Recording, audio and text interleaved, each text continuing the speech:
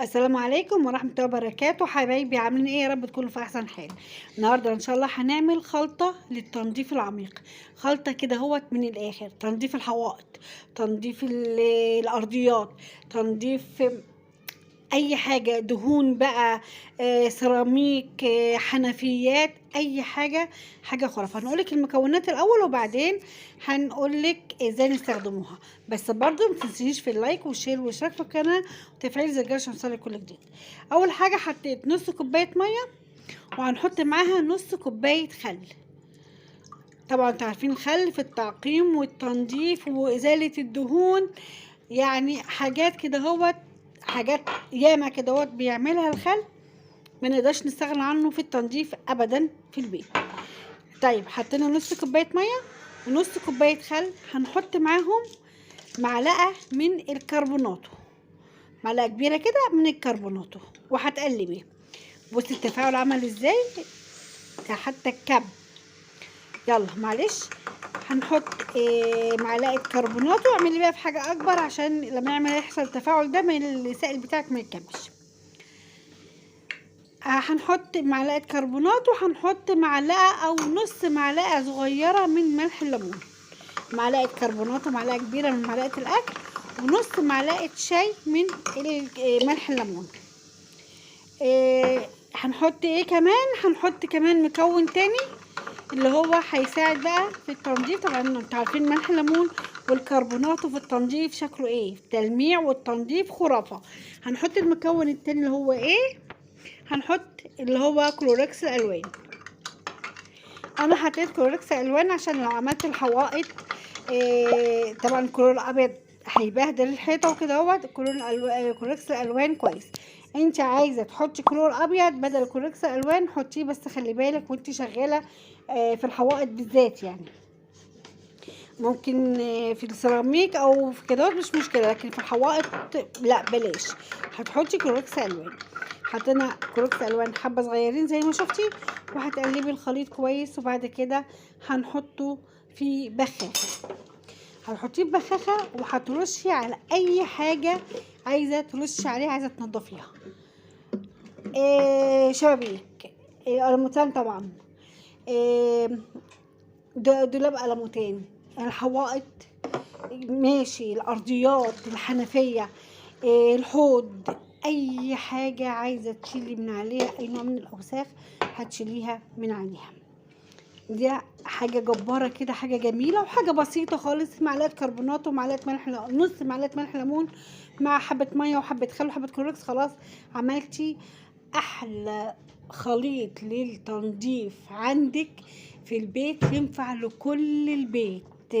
حتت بقى في الارض مبقعه، خصوصا في المطبخ او كده هوت مبقعه، مش هترشي عليها واصبري عليها ثانيه هتنضف وهتبقى حاجه جميله خالص. كمان حاجه تانية ممكن تعمليها في تنظيف اي حاجه بقى، لموتان ممكن. بصي هنا الحوائط عامله ازاي، بصي هنا بسم الله ما شاء الله، العيال عندي عاملين حاجات شغل جامد قوي عندي. بصي الحيطه عامله ازاي، هنرش عليها وتصبري عليها ثانيه. انا ما صبرتش عليها زي ما انت شايفه كده، على طول رشيت عليها. ومعلش انا ماسكه التليفون بايد وشغاله بايد. بصي الاسبونشه بوريها لكم ان هي ما فيهاش حاجه خالص، اسبونشه ناشفه ما فيهاش اي حاجه خالص. رشيت بالخليط ده على الحيطه وما صبرتش حتى، يعني على طول، مفيش، من غير دعك، من غير مجهود، من غير اي حاجه. هتمشي الاسبونشه على الحيطه او على اي حاجه هيبقى فله. باب قلموتان، شباك قلموتان، إيه الحوائط زي ما انا عملت على كوباس النور هوريها لك دلوقتي، على باب البيبان الاول، لو البيبان عندك فاتحه وبرده متوسخه باي سبب، اي الحاجات دي كلها هتبقى حاجه جميله خالص، تنضف لك وهتخلي لك الحاجات دي جميله.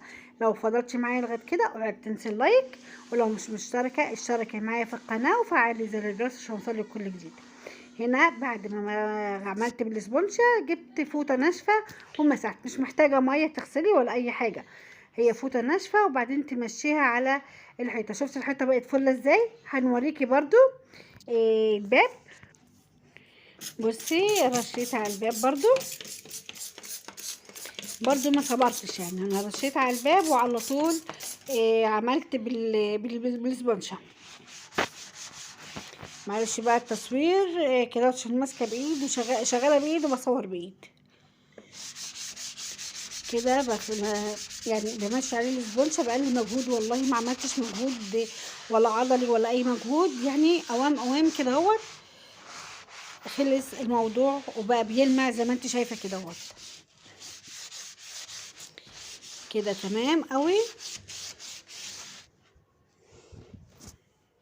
وبرضو هعمله بالفوطه بعد ما اخلص، طبعا مش هحتاج شطف ولا اي حاجه، فوطه ناشفه وهمشي على الباب الفوطه. بصوا هنا كمان كبس النور برضو نفس الشيء، ما تخافيش ما فيش كهرباء ولا حاجه، برضو نفس الشيء عملته بالسبونشة. وبعد كده همسحه هيبقى فله. قيسي بقى على ده اي حاجه تانية عايزه تنضفيها في البيت، اي حاجه اي حاجه. الخليط ده جميل جدا ومنظف، وتعمليه في ثواني وتخلصيه في ثواني. لو فضلتش معايا لغايه كده اوعك تنسي اللايك وشرفني اشتراكك وفعلي زر الجرس عشان يوصلك كل جديد، وشيروا الفيديو عشان لو استفدتي غيرك كمان يستفيد، وادعموني باللايك، ما تنسوش اللايك. وشكرا والسلام عليكم ورحمه الله وبركاته. في امان الله، والى اللقاء في فيديو جديد ان شاء الله.